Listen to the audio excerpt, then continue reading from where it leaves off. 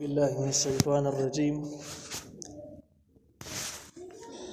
سورة حاميم سجدة. بسم الله الرحمن الرحيم. دا سورة حاميم السجدة دي او دا تقریبا و سورتونه دي چې په اول سر کې حامیم راغلي دي. دا وانه سورون ته حوامیم ویل کیږي. او بیا دغه وانه سورتونه د یو بل نه بیلولو د پاره د سر یو ټکي سیوا کیږي. نو کله حامیم المؤمنون شي، کله حامیم السجده شي، په دې طریقه باندې ټکي فرقونه راځي. د دې سورت د مخکینی سورت سره مناسبت دا دی چې مخکینی سورت کې دا مسله ذکر شوله چې دعاګانې بس صرف د الله نه غواړي، د بل چا نه نه غواړي. او که د بل چا نه غواړي نو هغه شرک په دعا کې راځي او دا سړی مشرک کیږي او بل څوک یې دله پوره کولی نشي. دغه مضمون ته ویل کېږي توحید په دعا. نو په دې صورت کې د دغه توحید په دعا باندې چې کوم اعتراضات او تقریبا مشرکانو به درې اعتراضونه کړي، د هغه درې اعتراضونو جوابونه دې کې ذکر کیږي. او دویم نمبر مخکې چې کوم دی مخکینی صورت کې د قرآن 9 صفتونه ذکر شوي چې قرآن لوی کتاب دی، د 9 صفتونو مالک کتاب دی. نو په دې صورت کې چې چا نازل کړی دی یعنی الله تعالی د الله تعالی 9 صفات دي ذکر کیږي چې چا نازل کړی دی هغه صفات ذکر کیږي. نو مناسبت بیخي قریب شو. د دې صورت مرکزی عنوان چې کوم دیغه توحید ثابتول دي، د الله تعالی وحدانیت ثابتول په مختلفو طریقو باندې. یو طریقه پکې دا ده د توحید په دعا د توحید ثابتولو لپاره یو طریقه دا ده چې د مشرکانو د سوالونو جوابونه به ذکر شي. دویم نمبر دلایل عقلیه به ذکر کیږي تقریبا 14 پورې په دې صورت کې. د الله تعالی په وحدانیت باندې 14 دلایل ذکر کیږي. د الله تعالی صفات نمونه به ذکر کیږي په دلیل چې د هغې نه به ثابتېږي چې الله تعالی واحد لا شریک دی. د مشرکانو دپاره به رټل ذکر کیږي او بیا د هغوی دپاره تخفیف دنیاوي د دنیا یره د آخرت یره به ذکر کیږي. د دغه ټولو مضامینو خلاصه د الله تعالی وحدانیت ثابتول دي. نو دا وره صورت چې کوم دی نو د توحید ثابتول دي په مختلفو طریقو باندې. یو په هغې کې د سوالاتو جوابات ذکر کول دي. دا صورت چې کوم دی نو په 3 حصو کې تقسیم دی. د دې سبقونه مضمونونه په 3 حصو کې تقسیم دي. اولنۍ حصه چې کومه ده نو دا د 24 نمبر آیات پورې وي. 24 نمبر آیات پورې چې کوم سبقونه دي هغې خلاصه دا ده چې په اوله کې به ترغیب ذکر شي قرآن طرف ته چې قرآن څومره لوی کتاب دی. د هغې نه وروسته به د مشرکانو د سوالاتو جوابات ذکر کیږي او د هغې نه وروسته به د مشرکانو دپاره تخفیفات ذکر کیږي، تخفیف دنیاوي او تخفیف اخروي او رټل. در 24 نمبر پورې خلاصه شو. بسم الله الرحمن الرحیم. حامیم الله پوهیږي په معنا د دې حروفو باندې. دې کې مختلف اقوال چې د حامیم به څه معنی. څوک داسې وایي دا د قرآن نوم دی، څوک وایي دا د سورت نوم دی. احتمالات یې هر چا خپل یو رایې لرله. او دې کې د تفسیر بیضاوي تحقیقي رایې دا ده چې د حامیم یا داسې دې شانته کې نور څومره حروف چې راغلي دې ته مقطعات ویل کېږي او د 29 سورتونو په سر کې دا شته دی. نو دا د نبي علیه السلام معجزه ثابتول دي او دا خبره ټک ټکه ثابتول چې قرآن معجزه ده. اوس دا به څنګه ثابتېږي؟ په دې طریقه باندې دا داسې ثابتېږي چې کله یو سړی امي انپړ سړی هغه به حروفو باندې تلفظ نشي کولی، حروف نشي ویلی. او که حروف وایي نو داسې حروف وایي چې اول سره او آخر سره راخیستی شي. اول حرف دویم حرف دیمن هم خلک تلفظ کوي، انپړ خلک تلفظ کولی شي. لکه خلک داسې وایي چې یاره تا ته ما ته الف نه یې پورې غونډه قصه وکړه. خلک پښتو کې داسې وایي، عام روایت. نو اوس د انپړ سړی چې کوم دی نو داسې یاد کړي نو الف او یې پیژني. کله تاسو کې تعلیم نشته نو دا وایي ما الف بی نه دی ویلي. نو معلومیږي دا چې د الف او دویم نمبر پسې بي دام ویلی شي. خو د دې نه اخوا منځ کې دا حروف نشي ویلی چې دا ووایي چې تا او ثا او جیم او داسې حا او داسې منځ کې حروف د سره تلفظ نشي کولی. نه پوهېږي باندې نبي علیه السلام چې ونه هغه لیکلو لوستلو والا نه امي و انفړ او بیا منځ کې حروف راوغستل چې حامیم، حام د منځ حرف دی، میم د منځ حرف دی، نه اول دی نه اخر دی. نو پته لګي چې دا د عام انسانانو د وس شی نه دی، دا معجزه او دا به الله تعالی نازل کړی چې د انسان د وس خبره نه ده. دا تحقیق چې کوم دی تفسیری بیزاوی دی. موږ سره دومره عقیده باندې دی باندې لرو چې د دې څه مقصد مینو هغه حق دی. قیامت په ورځ به الله تعالی د غراض انسانانو ته خای مسلمانانو ته او باقی چې کوم دی نو احتمالات به ډیر دي، خو یقیني علم یې چا سره نشته. تنزیل من الرحمن الرحیم، نازل دل لدی کتاب طرف در مهربان او رحم کون کی ذات ندی. کتاب چا نازل کړي د دې نازل دل چا طرف دی؟ د دې ذات طرف نه چې به حد مهربان او زیات رحم کون کی دی. رحمان او رحیم د دې بحث مکه اولنی سبقونه کې زیبه ذکر شوی دی. د الله تعالی کامل صفاتونه دي. اوس چې کله د رحمان او رحیم کم چې تفسیر عثماني بده باندې کم تحقیق کړي دی، نه غدا سي دي چې په دنیا کې د الله تعالی مهرباني ډیر زیاته ده، دومره زیاته ده چې مسلمان خلاصه چې د دین دشمن کافر هم ته پورا روغ رمټ ساتي، لکه فرعون، نمرود، شداد، قیامت پورې څومره لوی دشمنان دي، ابلیس لعین ټول خبر برابر ساتي، خو رزق ولا ورکی د ولګي نه وجني بیمار کوي نه اسه متنوي. ته الله مهرباني دومره زیاته ده چې دوستان لاسګه چې دشمنان به هم آباد ساتي. نو دغه معنا الرحمن کې موجود ده چې الله به حد مهربان دی، په دنیا کې د دې حد نشته. او د سینه د چې مؤمنانو لپاره رزق ورکړي دي، کافرانو لپاره نه ورکړي، او د سینور نو به د دې مناسبه معنا وجته کله خپل جبه تراړ نصیب معنا وکړي چې به حد مهربان، به حد مهربان ذات چې حد معلوم نه وي. نو په دنیا کې د الله تعالی د مهرباني حد نشته. کوم حد تر رسید الله د دین لوی دشمنان اسرائیلیان، امریکایان او دغه شان د لوی د مسلمانانو قاتلان هغه د رزق ملاويږي، خو له ژوند تیری. بیا دغه مهرباني د الله تعالی په قیامت کې هم مهربان دی، خو قیامت کې د مهرباني حد شته. هغه حد چې کوم دی مؤمنانو پورې دی، د کافرانو سره تعلق نشته. کافرانو باندې مهربان نه دی قیامت کې. نو اوس دغه معنا پر رحیم کې ده، نو دسه به معنا وکړي چې الرحیم زیات رحم کوون کې دی. د زیاتوالی حد نشته، خو افراد په لحاظ باندې چې والی به حد معلوم دی. کافرانو باندې قیامت کې الله مهربان نه دی، بلکې قیامت کې به الله تعالی انتهایی غصه. نور روایتو کې به تاسو وینئ. نو بیا به دې معنا چې نازل دل دې کتاب طرف پر دې ذات نه دی چې به حد مهربان او زیات رحم کوون کې دی. دا تفسیر عثمان تحقیق کړی دی باندې.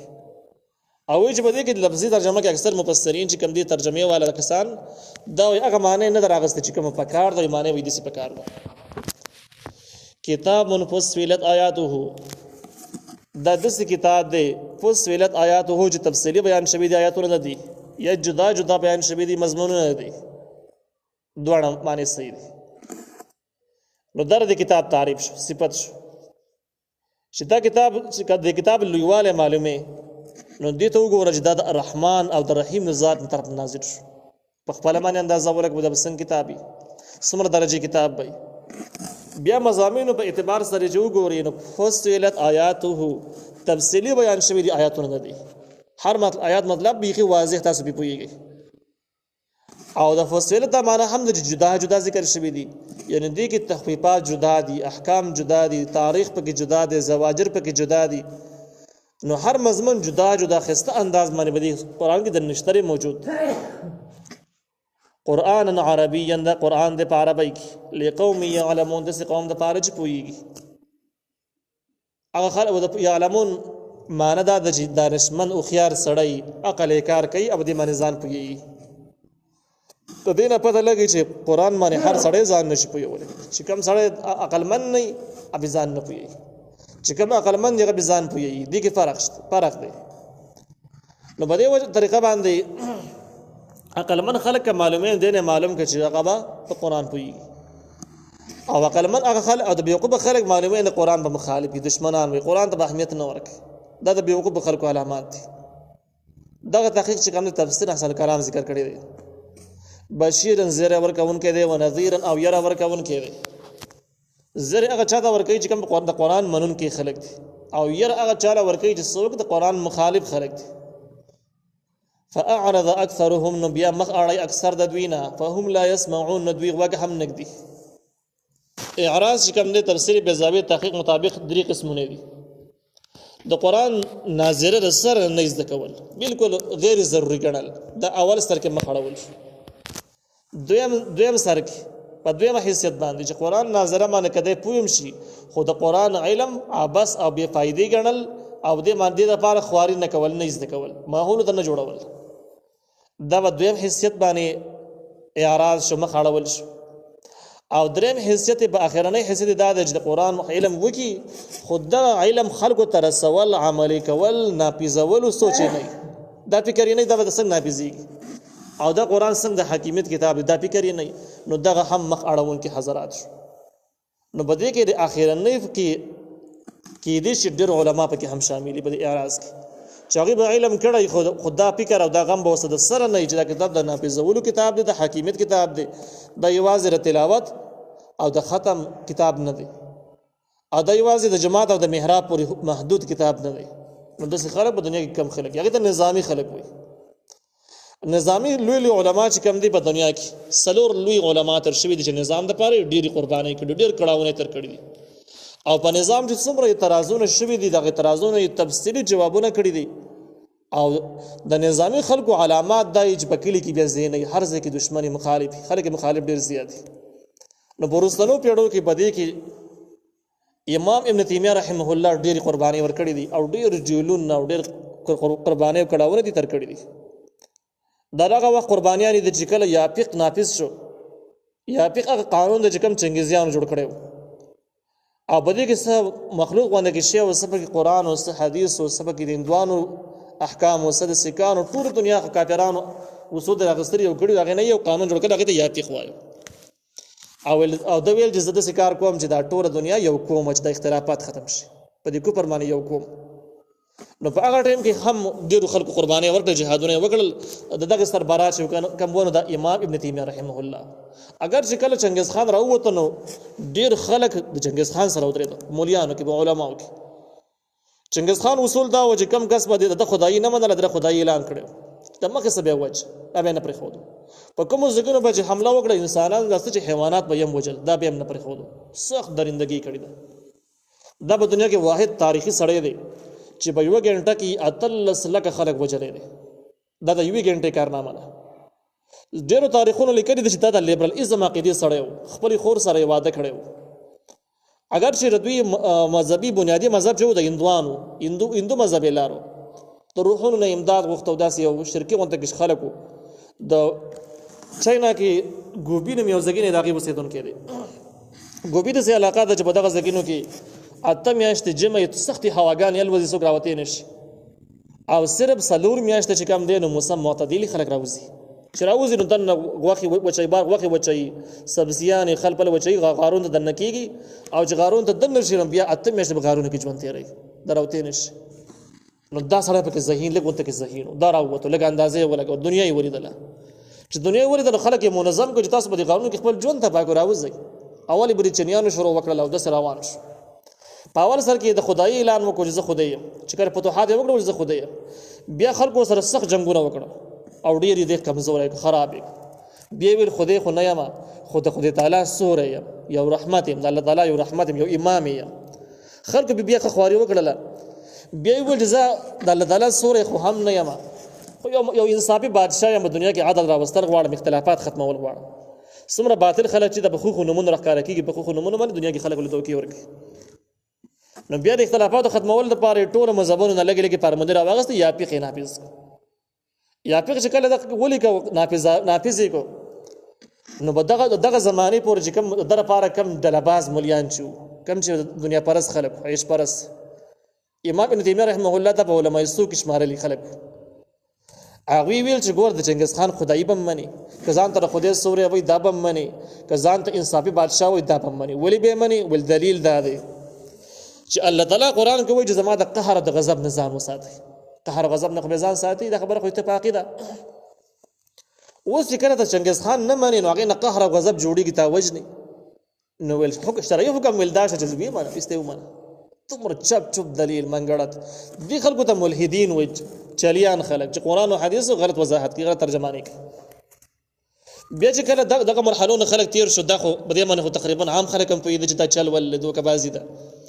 بیا په آخره کې دې داسې کار وکړي چې یو دوه عدالتونه به قایم کړي وو، یو کې به یا فقه نافظ و بلکې به قرآن او حدیث شرعي نظام نافظ و او بالکل صحیح نظام به پکې نافظ کړی و، صحیح قاضیان به پکې ناست چې بالکل دوکهبازۍ نه به پاک. خلکو ته به ویل چې که څوک یا فقه ماني دغه دی کې نه ماني اسلام ماني، نو اسلام دپاره دغه عدالت دی، دغې ته ورشي خپله فیصله به وکړي. فیصلې به هم هغې ټیک ولې خرابې به نه کولې. په دې ټایم کې چې کم دی نو چنګیز خان په خپله او د هغې ډلهباز خلکو وویلو چې اوس د چنګیز خان نظام اسلامي نظام دی، ځکه چې آیین اسلامي شو او عدالت قایم شو، اوس پکې د جنګ جګړې سوال شو. لہذا سوچ په دې حملې کې دا ناجایز کار کوي. امام ابن تیمیه رحمه الله په دغه ټایم کې راووتو او خلکو ته وویل چې که ما قرآن په سر نیولی او په دغه شرعي عدالت کې ولیدلم نو زما نه سر کټ کړي، زما نه به غټ کافر دنیا باندې سره نه وي. ولې؟ ځکه چې د اسلام صفت دا ده چې الاسلام یعلی ولا یعلی، اسلام به غالب وي او مغلوب به نه وي او نه به د کفر سره برابر وي. اوس چې کله اسلامي عدالت موجود دی، خو هغې کفري عدالت هم شته، نو معلومېږي دا چې د هغه اسلام نه دی چې کوم الله ته پکار دی، دا بل شان اسلام دی. نو چې کله داسې نظام وي چې په هغې کفر او اسلام یو شان ته کي، یو ځای کې جماعت دی خو په خوا کې سینما لګېدل، دواړه یو شان به چلېږي. دغه شان یو ځای کې مرکز تبلیغي مرکز جماعت مدرسه ده، بل ځای کې اوس بل څه بلا ده، کفري شی دی. ته په دې خبره باندې ورسېږه چې دا اسلام اسلامي هدایت داسې نه دي، تعلیمات داسې نه دي. او اسلام صفت دا ده چې یعلی ولا یعلی، دا به غالب وي مغلوب به نه وي، خوا کې به کفر پاتې کېدی نه شي. په دې موضوع باندې بیا امام ابن تیمیه رحمه الله ډېر کتابونه ولیکل او ډېر قسطه کار یې کړی دی. د ملحدینو د الحاد چې څومره د نظام په حوالې سره و هغې جوابونه یې کړي دي. بیا د هغې نه وروسته چې کوم دی په وروستۍ زمانه کې امام قرطبي رحمه الله ډېر کارونه وکړل. امام رازي رحمه الله تفسیر کبیر هم په دغه عنوان سره لیک دی. او بیا وروستانه په دې نږدې پیړۍ کې امام مودودي رحمه الله چې کوم الحادونه پاتې وو په هغې باندې د کار کړی دی، دغې حل کړي دي، دغې جوابونه یې کړي دي. او خلک په دې خبره مطمئن کړي ده چې ګورې قرآن او حدیث د جماعت او محراب پورې محدود شی نه دی، دا د حکیمیت کتاب دی، دا د نظام کتاب دی، دا لوی کتاب دی. او دا داسې نه ده چې کنې څوک قرآن او حدیث پوهېږي ابر دو کسانو مشري نه کوي، نشي کولی اهل نه دی، داسې خبره نه ده. قرآن له دا حیثیت ورکول د اسلام سره سخت ظلم دی او د دې قرآن د دې آیت خلاف دی چې وان اقیموا الدین، تاسې نظام قایم کړي. هلته اتفاق د مفسرینو باندې دین نه مراد قانون تی مراد دی. نو څنګه چې مونځ فرض دی، روژه فرض دی، حج زکات فرض دی، داسې اسلامي نظام قایمول نافظولو دپاره خپل صلاحیتونه استعمالول، پوره محنت کول دا هم فرض عین دي. که نافظ نشه نو الله تعالی خلق به نتیجه نه دی مکلف کړی چې نتیجه راونه وته. البته په محنت باندې مکلف ده چې محنت به خامخه کوي، هسې به نه کیني، مخالفت به سره نه کوي، محنت به کوي او غفلت کې به شپې ورځې نه تېروي. نو په دې وجه باندې په اعرض اکثرهم کې هغه خلک داخل چې کوم د اسلامي نظام دپاره کار نه کوي، پراته دي، هېڅ هم نه وایي. یا رخصوي خلک نشته د چا سره ودرېږو، کله داسې باري، کله وایي دا شته اسلامي دی، کله وایي ضرورت ورته نشته دی، کله وایي پیټ نه دی، خو څه قصه کوي او د اسلامي نظام مخالفت کوي. دغه ټول د قرآن نه مخ اړولی خلک دی. فهم لا یسمعون، نو دوی بې غوږ هم نه ږدي چې په خبره باندې ځان پوهېږي. د دې سورت مبارک کې امام ابن کثیر رحمه الله یو تاریخي واقعه نقل کړې ده. وایي د اسلام په ابتدا کې د کافرانو رویه داسې وه چې مسلمانانو به سخت ظلم کاوه چې دا خلک ویرېږي د اسلام نوم په خوله باندې. کله به داسې کول چې مسلمان به یې راواخېسته، د هغې وخت به یو وخت پورې وتړله، بله په بل پورې وتړله، جدا جدا طرفونو ته بیا وشړل، اوښانو به زور له انسان به دوزې کړو، کله په سکرو باندې سملوه، کله یوه طریقه کله بله طریقه. وایي دا طریقې ناکام شولې، اسلام په ترقۍ روان شو. چې کله په ترقۍ روان شو، په دې کې حمزه رضی الله عنه مسلمان شو چې د قریشو عربو غټ سردار دی، طاقتور انسان دی، دی مسلمان شو. د دې نه وروسته عمر فاروق رضی الله عنه مسلمان شو او دا ډېر بهادر تکړه خلک. اوس د مسلمانانو سره مقابله کول کافي حد پورې ګران شو، مشکل شو. نو خلک په دې سوچ کې و چې اوس پر امن د صلح په طریقه باندې ورشي، دې سره خبره وکړي او دې چې په کوم څه باندې خوشحالي کې باغي خوشحاله کړي او د اسلامي نظام نه واړي، اسلامي خبرو نه واړي او د تحریک ختم کړي. امام ابن کثیر رحمه الله لیکلی دی چې عتبه ابن ربیعه چې کوم په قریشو کې یو غټ عربو کې یو غټ سردار دی، بهادر تکړه سردار او کافر دی. دی په خانه کعبه کې ناست و، په بل ګوټ کې چې او د خپلو ډېرو قریشیانو سره ناست دی، عربیانو سره ناست دی. په بل ګوټ کې نبي علیه السلام یوازې ناست. نو د خپلو کسانو ته وویل، خپل قبیلې خلکو ته یې وویل که تاسو خوښئ زه ورځم د نبي علیه السلام سره یو څو خبرې به او که په څه طریقه باندې دې ما مطمئن کړو ښه کار به وشي چې دا تحریک پرېږدي. اسلامي تحریک نه لاس والی پریدي خپل خلکو ته بالکل ورشه صحیح خبره ده خبره سره وکړه بس دی ورغه نبی عليه السلام ته ویل سکار دی چې ستا حیثیت او ستا د قوم حیثیت ټول جهان منلی دی ستا چې کوم خاص خاندان دی ستا د خاندان حیثیت هیڅوک انکار نشي کولی او تعالی الله لوی حیثیت تر کړی دی خو بدقسمتي دا ده چې ستا د خبرو په وجه باندې موږ د دشمنۍ شکار شو د بدګمانو شکار شو بې اتفاقیان را باندې را پکې رالي او ډیر مصیبتونه تا راولاړ نبی عليه السلام ته ویل هغه ورته ویل سید خبره جاری ساته چې کم څه ته ویل غواړي هغه ته ټول وایه ویل اوس خبره دا ده چې ستا مقصد داسې د بوتانو خلاف ورزي او د الله تعالی وحدانیت بیانولو نه ستا مقصد داسې چې ته غواړې یو مالدار سړی جوړ شي بلې طریقه باندې پیسې راجمع کړي ځان له یو ډله جوړه کړي هغې نه پیسې واخلي غټ مالدار سړی شي حکومت قایم کړي که سرداري غواړي نو ته زموږ سردار منلی ته زموږ سردار شوي د نن نه سردار شوي او هېڅوک به ستا نه انکار ونه کړي که ته غواړې د عربو بادشاه جوړېدل غواړي نو موږ به راجمع کېږو دې به خبره کوو او خلک به دې مطمئن کوو چې ته د عربو بادشاه شه هېڅ خبره نشته دی که ته غواړې تا ته دا مشکلات دي چې څه پیری یا شیطان د باندې مسلط شوی او هغه ته خبرې کوي نو بیا موږ کولی شو چې پیسې راغونډې کړو ستا دپاره یو قوي د مضبوط علاج بندوبست وکړو دغه پیری دب کړو دا هم کولی شو ستا ته کم مشکلات دي هغه ټول مشکلات یې موږ ته ووایه او موږ تاسو سره په هره خبره کې جوړېږو ستا مخالفت نه کوو خو جنګ جګړې او اختلافاتو نه نه جوړېږي لہذا د اسلامي تحریک نه لاس واره دا پرېږدوه نبي علیه السلام چې دته وکتل بالخبره پوره شوه هغه ویل او پوره شو ویل اوس ما ته وکش اعوذ بالله بسم الله نه وروسته دا سورت شروع حامیم تنزیل من الرحمن الرحیم نه شروع وکړله او قرآن هغه زګین ته ورسېدو چې فإن اعرضوا د آیات خلاصه دا ده که د خلکو مخ واړو فإن اعرضوا فقلت انذرتكم صواعقة مثل صواعقة عاد وثمود 13 نمبر آیات دې ځکه ته ورسېده چې د خلکو د قرآن نه مخ واړو نو خبره یې کړه دې خبرې نه ویروه چې داسې عذاب به د باندې راځي لکه څنګه چې په عادیانو سمودیانو راغلی چې کله دا الفاظ نبی عليه السلام دې ځکه نه بر تلاوت وکړو نو په عتبه ابن ربيعه باندې څه چل وشو بیخي ورخطا شو ورپاسېده د نبی عليه السلام په خپل مبارک باندې لاس کې خو د ویل چپ چپ بس بس بس او په سترګو کې اوښکې راغلې نبي عليه السلام ته وایي چې داسې وکړه چې په خپل قوم باندې رحم وکړه خپل قوم څه داسې مه کوه د عادیانو سمودیانو غوندې کې د عذاب خبرې مه کوه چې دا دې پرې راشي د دې نه اندازه لګي چې دا عتبه ابن ربيعه په دې خبرو پوهېدو او پوره پرې رسېدلی و چې دا عذاب به راځي او دا خلک به دغه شان خرابېږي د عادیانو سمودیانو شان خرابېږي که ایمان قبول نه کړو